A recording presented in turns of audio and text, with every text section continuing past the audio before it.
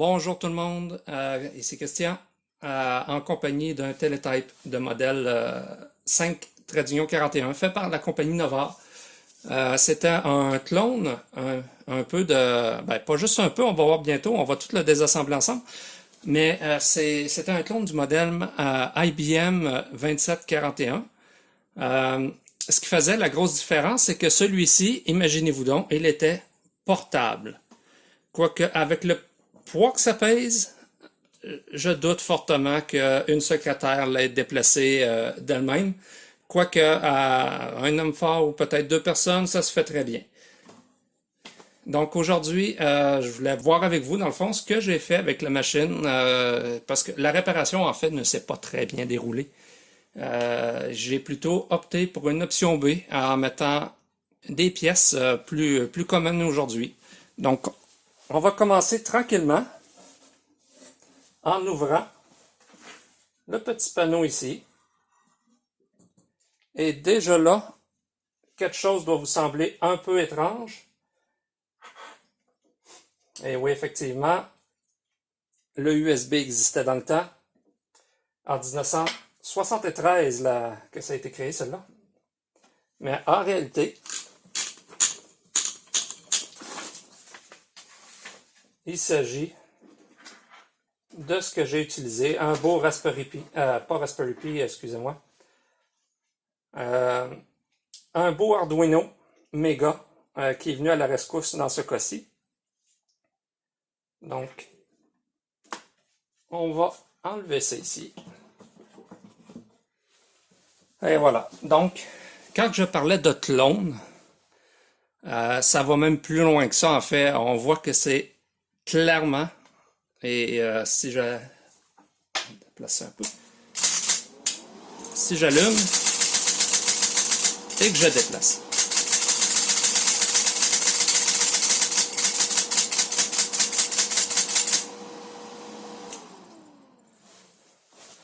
Donc,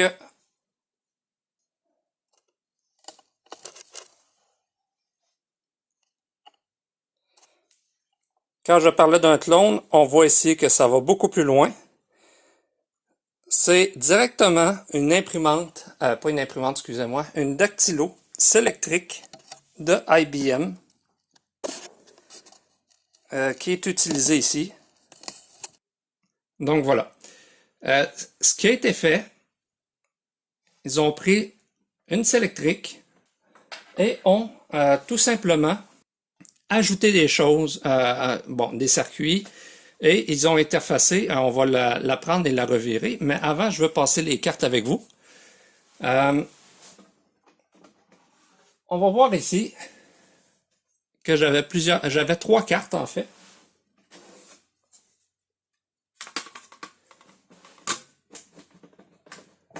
Et la dernière, et voilà.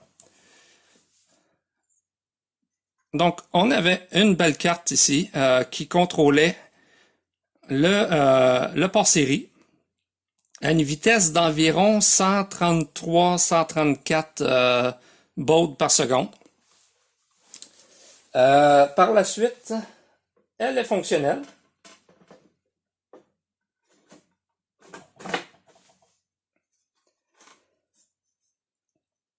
On a ici la carte qui interfaçait la majorité des switches puis des solénoïdes qui sont en dessous pour soit détecter les touches pressées ou tout simplement écrire. Je peux pas dire à 100% qu'elle est fonctionnelle, mais j'aurais tendance à dire que à 95%, elle était fonctionnelle, c'était pas elle en trouble. On a ici la carte mère, qu'on pourra dire. C'est elle qui probablement est en trouble. Elle fonctionne en partie. Les boutons sur le côté ici fonctionnent très bien. Et ça envoyait même des signaux lorsque j'appuyais sur Type. Et ça semblait bien fonctionner. Bien. Il y avait de la vie, mais recevait absolument rien et envoyait absolument aucun autre caractère. vu leur disposition en sandwich, ça devenait un peu difficile à réparer. C'est là que, de toute façon, j'avais besoin du Arduino pour faire l'interface entre la conversion de caractères, ces choses-là, entre le port série, le jeu de caractères que l'IBM pouvait sortir, versus bon, les ordinateurs d'aujourd'hui. Puis, vu les problèmes que j'avais, l'impossibilité vraiment de diagnostiquer ce qui marchait pas, vu la façon dont c'est connecté, j'y ai été pour une autre approche. Un board que je savais qui était fonctionnel, et je vais m'assurer que c'est off.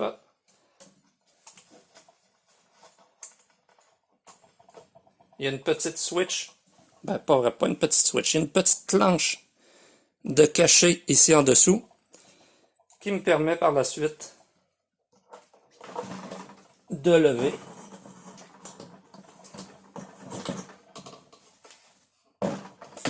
Et voilà.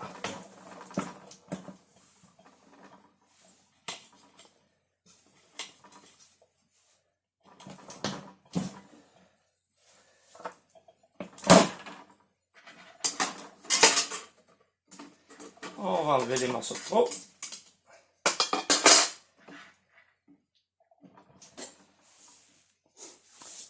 Donc on voit que tout était bien pensé. Donc, c'est ça. On voit ici la petite planche qui vient s'attacher sur le petit bout qui dépasse là. C'est ce qui empêche, dans le fond, la dactylo de se promener une fois qu'elle est bien assise. On a ici le cœur de la dactylo en tant que telle. La dactylo, IBM a fait une excellente job. C'est ultra complexe, cette machine-là. Sans l'électronique, je veux dire, la dactylo fonctionne d'elle-même uniquement avec un moteur qui tourne.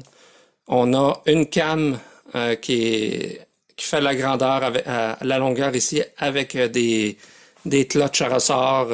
Et bon, quand j'appuie sur une touche, ça vient bloquer certains leviers, en fait. Il y en a 6. Puis, lorsque j'appuie sur la touche, ça bloque les leviers. C'est ce qui fait tourner la boule. La boule, ils appellent ça, bon, c'est des boules comme ça ici. Il y a des jeux de caractères différents. Bon, selon c'est une Courrier 96 de taille 10. Mais ce qui est important, en fait, c'est ces 6 leviers-là. On voit ici que j'ai 6 solénoïdes qui, lorsque je les active, viennent pousser une petite planche. Puis, un petit peu plus haut, j'ai 6 switches qui, lorsqu'ils sont poussés, viennent jusqu'au board. Même chose de ce côté-ci. J'ai 4 solénoïdes et j'ai pas tout à fait 4 switches ici. J'en ai une autre sur le côté pour la touche Enter. J'ai aussi un solénoïde ici qui me permet d'activer ou de désactiver pas le clavier, mais les touches Enter, Index et tout ça. J'ai un solénoïde qui sert pour bloquer le clavier, un pour le Shift, puis j'en ai un autre ici caché pour la tabulation. Tout ça ici était fonctionnel, à part un petit fil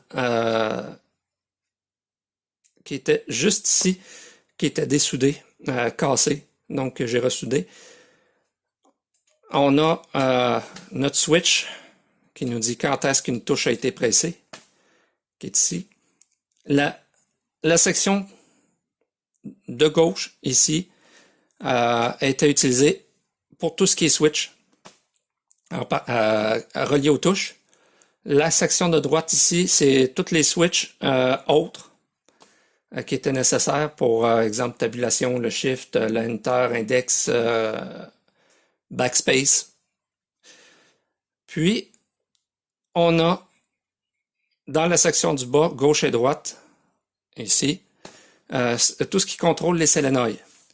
De la manière que ça fonctionne, c'est deux NPN de 800 mA branchés en cascade qui drive des solénoïdes qui sont branchés sur le 30 volts. Autre que ça, on a les touches sur le côté. Laissez-moi les rapprocher. Donc, on a les touches sur le côté qui sont des lumières.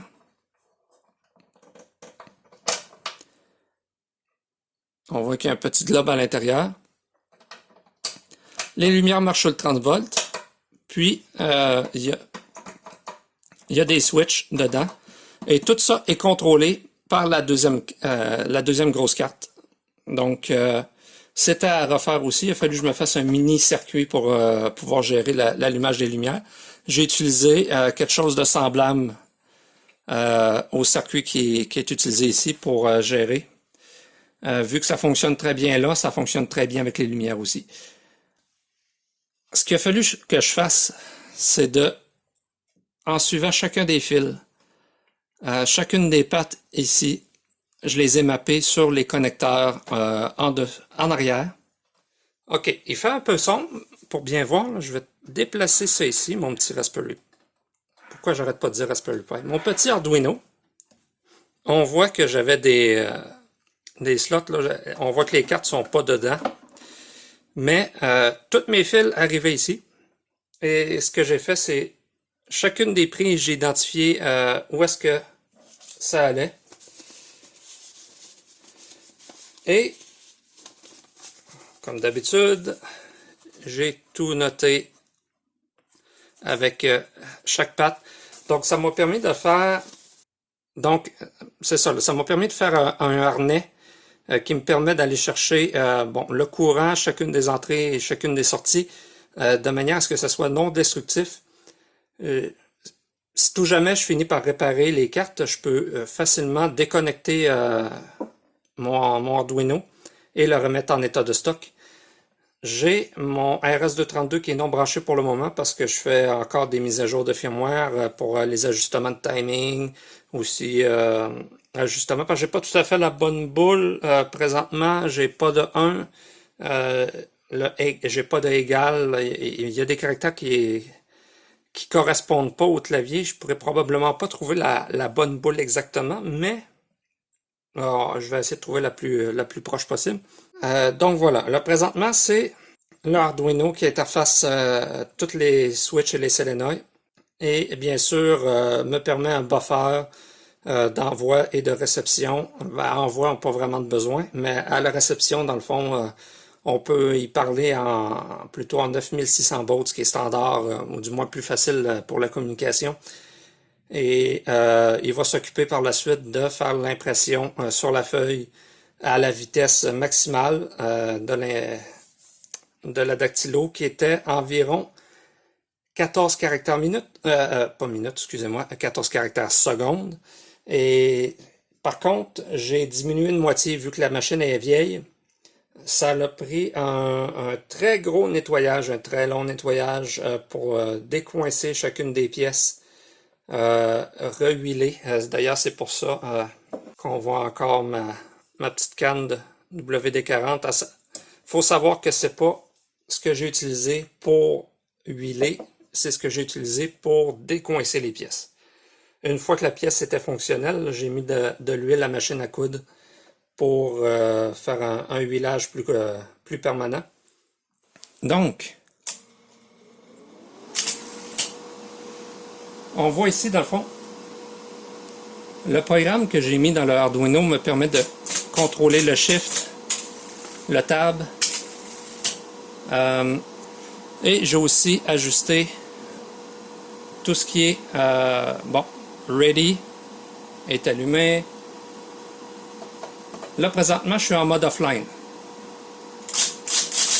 donc je peux écrire comme je veux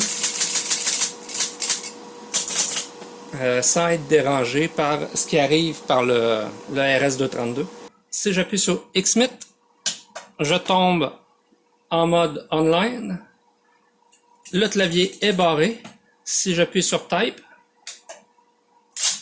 le clavier est débarré. Et si je reçois des données pendant que je suis en mode à écrire, le Ready va se mettre à flasher, ce qui va m'indiquer que lorsque je vais faire Enter ou que j'appuie sur Type, je libère la place et je suis prêt à recevoir des données.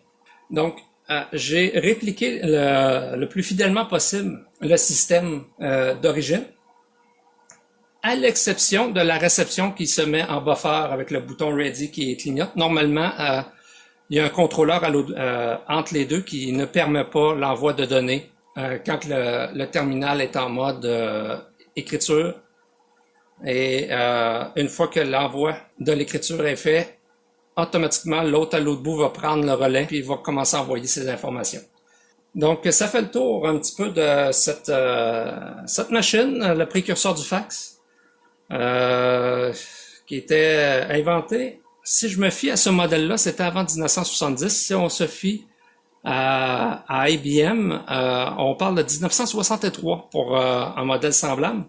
Donc voilà, là ce qui me reste présentement à faire dessus, je le laisse encore branché sur le USB. Je vais essayer de monter un petit programme démo qui va permettre de l'utiliser un peu comme si on était online avec un autre à l'autre bout, mais localement, comme en démonstration. Pour le côté programmation, le Arduino avait besoin d'une espèce de firmware. Donc, je l'ai fait avec leur logiciel à eux. J'ai le mapping de toutes les pins des switches, des solénoïdes, aussi des boutons sur le côté. J'ai une table de conversion entre les caractères de la machine versus les caractères lowercase puis les caractères uppercase. J'ai deux belles fonctions qui me permettent de convertir entre les deux. J'ai mon setup et par la suite, j'ai des fonctions dans le fond pour lire les touches. Une des choses les plus compliquées à faire était le timing. C'est-à-dire que dans ce cas-ci, 4 millisecondes après que la switch main, pour dire qu'il y a une touche qui est enfoncée, 4 secondes après qu'elle a été enfoncée, là je peux me permettre de lire les informations des autres switches de manière à ce que j'aie la bonne information. Si je la lis trop vite, il va manquer des touches, j'aurai pas tout à fait le bon encodage. Et si je le prends un peu plus tard, même chose. Donc la fenêtre se fait à peu près sur 2 millisecondes. Ça m'a pris quelques essais avant de réussir à trouver la bonne plage, en fait. Par la suite, bon, les tabs, space, backspace et ainsi de suite. Il a fallu que je mette un debounce dessus parce que quand on appuie, bon, ça fait des contacts non précis au départ et à la fin. Donc, en mettant un temps, dans ce cas-ci, 30 millisecondes est suffisant pour passer au travers. Quand il vient le temps d'imprimer, un peu même chose, j'ai dû, il est ici, donc le main ne doit pas rester enfoncé plus que 5 millisecondes, ou sinon je risque d'avoir des touches qui se répètent, entre guillemets, c'est-à-dire qu'il va tout de suite enclencher une deuxième touche sans avoir l'information. Donc, mais par contre, les autres solénoïdes doivent être enfoncés au minimum une vingtaine de millisecondes pour que ça fonctionne bien. Donc ici, on a toute la logique qui va vérifier est-ce que, bon, c'est une touche spéciale, c'est-à-dire un backspace, un enter, une tabulation, un shift. Et par la suite, j'ai aussi la vérification, est-ce que je dois activer ou pas le shift. Si je dois passer d'un état à l'autre, je dois attendre un certain nombre de millisecondes. Donc, j'ai mis un temps d'environ une centaine de millisecondes. Pour être sûr, encore là, j'aurais probablement pu mettre 50, mais ça fonctionne très bien comme ça. Ça imprime moins vite, mais la machine a de l'âge, puis la démo se fait quand même très bien. Et finalement, l'activation des bons solénoïdes. pour donner la bonne touche.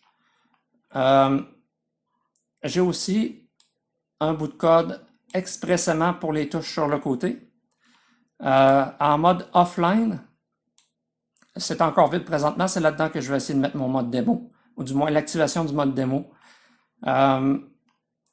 Puis, j'ai aussi toute la gestion d'affichage des lumières et ma loupe à la toute fin,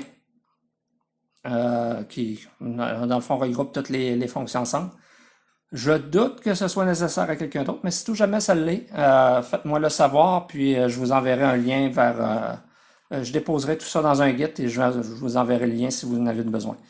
Fait que ceci complète la présentation du terminal de la compagnie Nova avec une belle IBM Selectric à l'intérieur. J'espère que vous avez aimé. Si oui, faites-le moi savoir. Sinon, faites-le moi savoir. Dites-moi ce que j'ai amélioré. Qu'est-ce que vous aimez, ce que vous aimez pas. Et on va s'ajuster dans les prochaines vidéos. D'ici là, je vous souhaite une excellente journée et à la prochaine.